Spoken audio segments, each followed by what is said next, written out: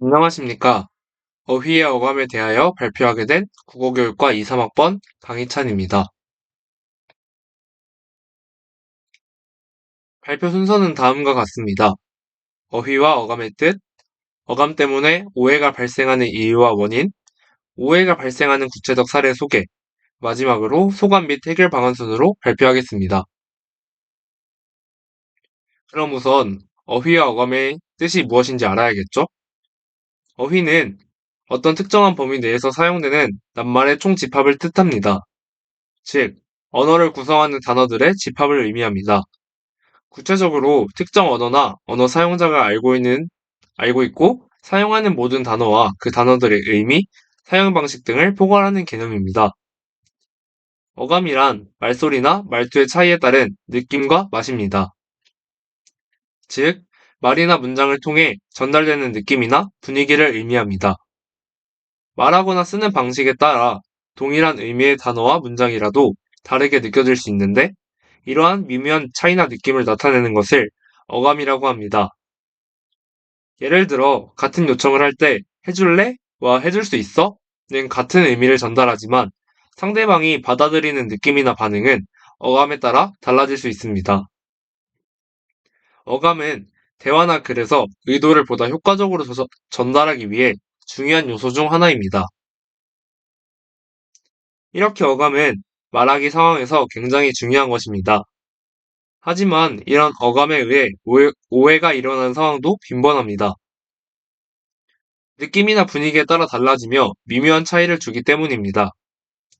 즉, 동일한 말이라도 말하는 사람의 의도와는 달리 듣는 사람에게 전혀 다른 느낌이나 의미로 해석될 수 있습니다.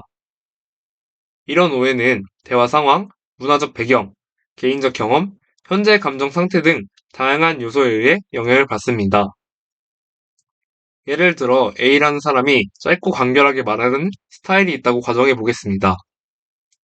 이런 방식이 효율적이거나 직접적인 소통을 선호하는 사람들에게는 긍정적으로 받아들여질 수 있지만 다른 사람에게는 무례하거나 냉담한 태도로 해석될 수 있습니다. 또한 문자 메시지나 이메일과 같은 비대면 의사소통에서는 특히 어감을 정확히 전달하기 어렵기 때문에 오해의 가능성이 더 높습니다. 음성의 높낮이, 억양, 표정과 같은 비언어적 요소가 빠져있기 때문에 받는 사람이 메시지의 어감을 잘못 해석할 가능성이 높기 때문입니다. 그러면 다음으로는 이런 어감 때문에 오해가 발생하는 상황과 예시를 몇 가지 들어 설명하도록 하겠습니다.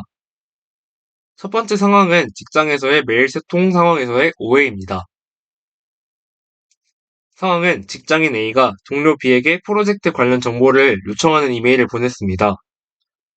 A는 시간이 촉박해서 짧고 간결하게 요청 메일을 작성했습니다.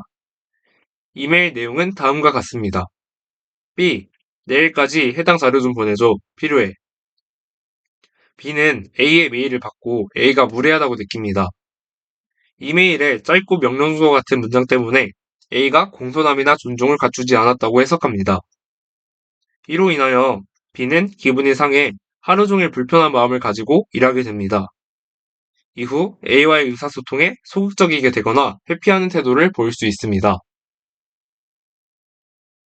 다음은 친구 간의 문자 메시지 상황에서 발생하는 오해입니다. 상황은 친구끼리 저녁 약속을 잡고 있습니다. 한 친구가 장소를 정하고자 메시지를 보냈습니다. 메시지 내용은 다음과 같습니다.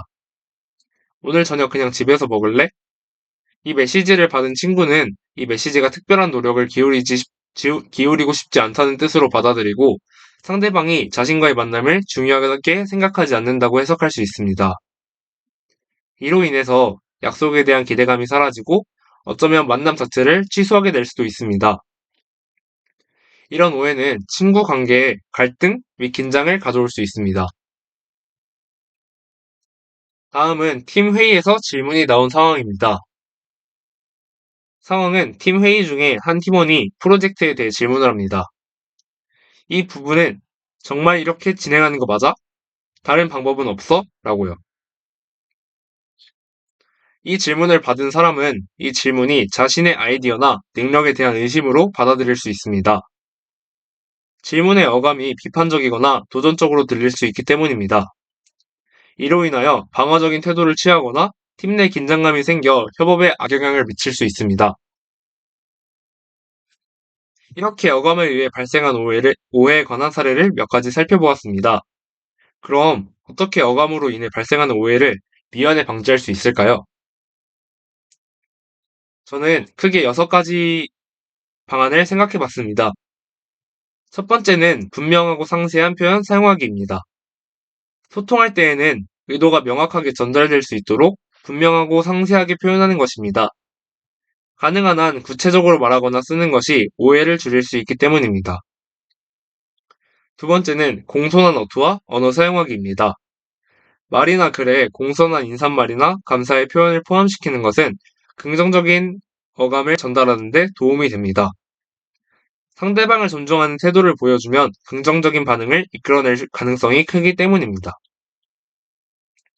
세 번째는 대면 소통 상황에서 비언어적 표현 활용하기입니다.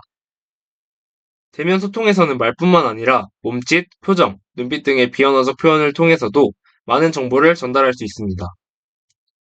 긍정적인 비언어적 표현은 말의 어감을 보다 효과적으로 전달하는 데 도움이 됩니다. 네 번째는 비대면 소통 상황에서 이모티콘과 이미지 활용하기입니다. 문자 메시지나 이메일과 같은 비대면 소통에서는 이모티콘과 이미지를 사용하여 감정이나 태도를 명확하게 표현할 수 있습니다. 이는 오해의 소지를 줄이는데 효과적일 수 있습니다. 다섯 번째, 피드백 요청하기입니다. 말이나 글을 통해 전달한 내용에 상대방의 이해를 확인하기 위해 피드백을 요청하는 방법입니다. 이는 오해를 바로잡고 명확한 소통을 위한 기회를 제공합니다. 마지막으로 경청하고 관찰하기입니다. 상대방의 말을 주의 깊게 듣고 비언어적 신호를 활용 및 관찰함으로써 오해의 가능성을 줄일 수 있습니다. 상대방의 반응을 이해하려는 노력은 소통을 원활하게 만듭니다. 이러한 전략들을 적절히 사용하면 소통 과정에서 발생할 수 있는 오해를 줄이고 보다 효과적이고 원활한 의사소통을 도모할 수 있습니다.